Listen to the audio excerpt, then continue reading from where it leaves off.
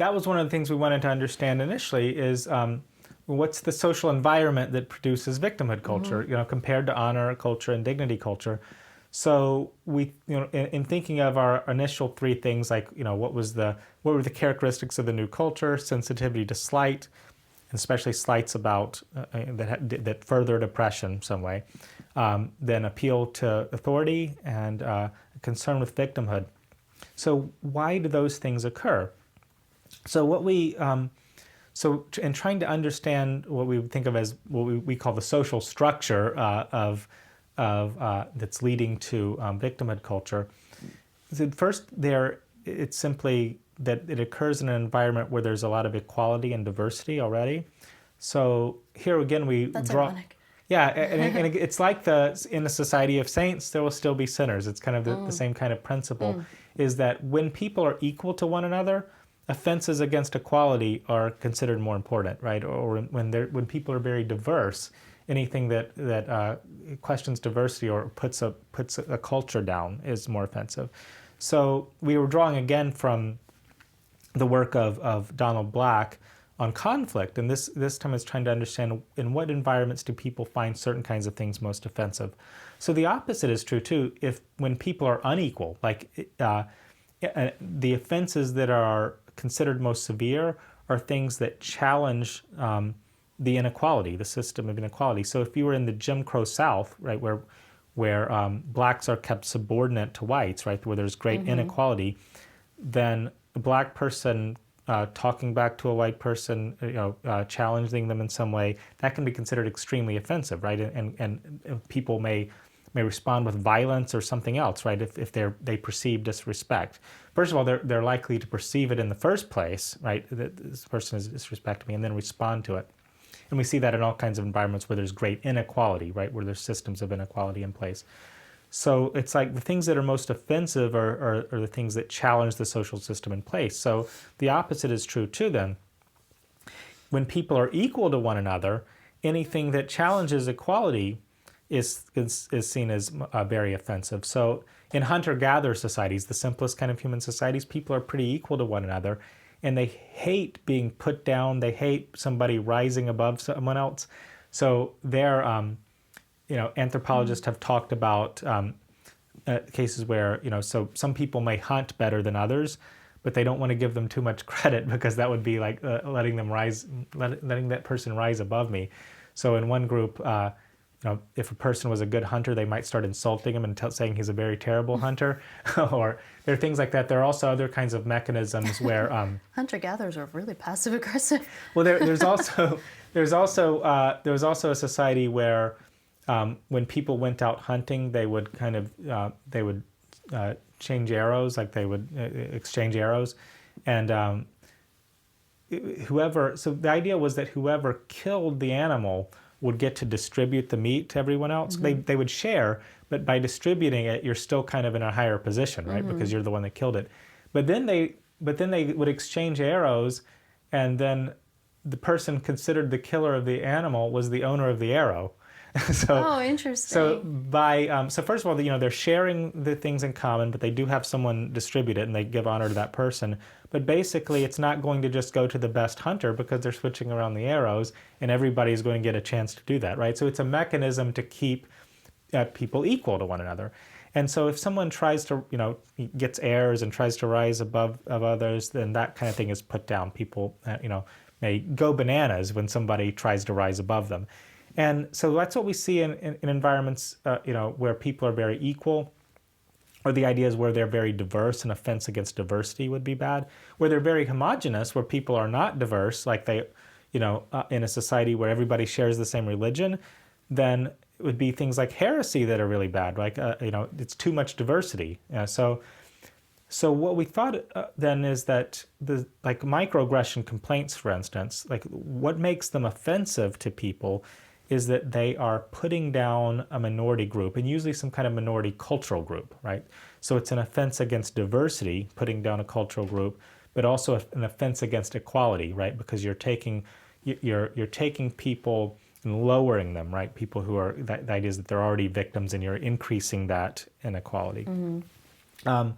So we thought that, well, then a microaggression complaint microaggressions would be especially likely to lead to complaints, right, in societies where people are in environments where people are already very equal and diverse. And that is what you see on modern college campuses, right? People are ethnically diverse and they're fairly equal to one another. So there's equality and diversity. And then because they were appealing to authorities rather than handling conflicts themselves, we thought, well, when do we see that? In honor cultures, where people handle conflicts themselves, it's often because there aren't strong and stable authorities present. So honor cultures originally kind of developed in societies without legal systems, where people had to develop a reputation for being tough and handling their own, handling conflicts themselves. And but where you get like stable legal systems, then you get this culture of dignity that develops. In dignity, you appeal to authorities for serious offenses. So again, here you got sensitivity to certain kinds of slights in the victimhood culture because of equality and diversity, but then because of the presence of authorities like university administrators they're present to appeal to, you have this kind of appeal to authority. So you have equality, diversity, stable authority, and then the fourth thing that we thought was very important was the rise of new kinds of media, so social media and things like that. What Twitter, what other kinds of things like this allowed people to do is to broadcast their complaints to a wider audience, to find other people who are sympathetic to them. Microaggressions.com. Yeah. So that was, those were the four things that we thought as kind of providing the ideal environment for victimhood culture. Then the question is, so you can understand why it occurs on college campuses and especially elite college campuses, but why did it arise when it did? And part of it would be social media. The other thing is that, there actually was an increase in university administrators during like the last 15 or 20 years. So studies have shown that like the ratio of administrators to faculty is greater than it was in the past, right? So the university bureaucracy has gotten bigger. There are more deans. University bureaucracy. The university bureaucracy is bigger. There are more deans and people. Somebody used the term deanlets, right, to call like all these assistant deans and associate deans, and they end up. I heard about. This is just kind of an illustration of the mentality, but I heard about one university where people were talking about faculty needing more support for research and stuff, and so the response of the administration was to hire a dean for research, dean for faculty research. So the idea, like to any problem, is always like, oh, let's have a new dean, and then that person has staff, and then also like sometimes an assistant dean or something. So there's always, so there's been this big growth in administrators and student life and things like that. So that's probably part of it too. So why in the last few years since 2013, I don't know if we can pinpoint it exactly, but I would say like the conditions of equality and diversity that have been there kind of are continuing, getting greater, but then also social media and over a longer time to the growth of administration. So these are some things, and they're certainly not the only things that might give rise to it, but we think that those give rise to the culture of victimhood, which also makes it somewhat hard to deal with, right? Like if those are its causes, then it won't be simply by changing people's minds or something that we deal with these kinds of excesses, like at Yale and these other places. Can I ask about the administration? What is it about college administrators that contributes to this problem? They're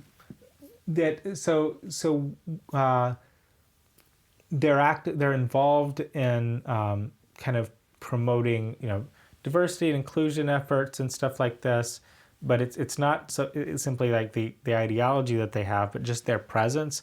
There's more involvement in students' lives. There are authorities present who can act. If they weren't there, then there's nobody to appeal to. There's nobody to say, oh, you should stop this this person from speaking. You should fire, Because they have the ability to do something about these grievances. And they can have it as stable authority that they can appeal to. But see.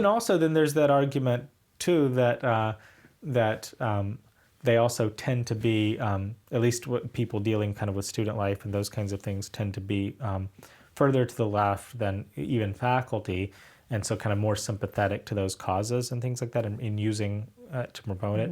Like some of the microaggression stuff that happened earlier on, like there was a faculty training thing or training for faculty or something at the University of California system, and they had a long list of microaggressions. So there was this document saying, like, kind of giving examples of it. It's been used by lots of people. Different, it's the same version essentially, but that's where you have kind of where are you from, and then it's translated. You don't belong here or something, or you're not a real American. But it got criticized because it would also list things, not even just like where are you from, but things like America is a melting pot. That was a microaggression. That's considered why is that a microaggression? It said that it means you should assimilate to the dominant culture, or saying I think the most qualified person should get the job. Kind of just opposition to affirmative action or that's statement like that. That's a microaggression? These were listed on the document as microaggressions. So that's I mean, like when I say it, kind of there's a broad like array of things. Some of them are obviously offensive. Some are things that you can see why some could be offensive, and depending on the context, right? Like where are you from, and then some of them are just sort of political views people hold, that you could argue against. But it's, for the university to label it a microaggression seems to be policing thought and speech. But that was done by administrators at the University of California, like to take these ideas, and they are ideas that are not supported by research. Some people claim that they are, but the problem is what counts as research, right? You can do some studies and say that people report having microaggressions, but or that microaggressions are connected with ill health or something like that. But you're not really dealing with the argument that Lukyanov and Haidt make, that the perception of something as a microaggression might be connected toward having ill health and things like that. The administrators, people running these kinds of programs, are adopting these ideas where there's not much empirical support. For example, for the idea either that people are experiencing microaggressions on a widespread scale and that they're causing great harm, and trigger warnings and safe spaces and the rest of it. And so they're the ones kind of who are at the forefront often of promoting it. There's something. So that seems to be important too. And that also means, though, that, it's kind of difficult to deal with. That might be we wouldn't want to reduce equality or diversity, most of us who are concerned about the new victimhood culture, but and concerned about free speech and academic freedom on campus and things like that. We could try to reduce the growth of administration, but even that might be difficult. Hey everyone, thanks so much for watching the episode. If you're interested in contributing to the conversation and supporting the show, there's 2 easy things you can do. 1, click subscribe, and 2, visit our Patreon page where you get exclusive access to the Exploring Minds community.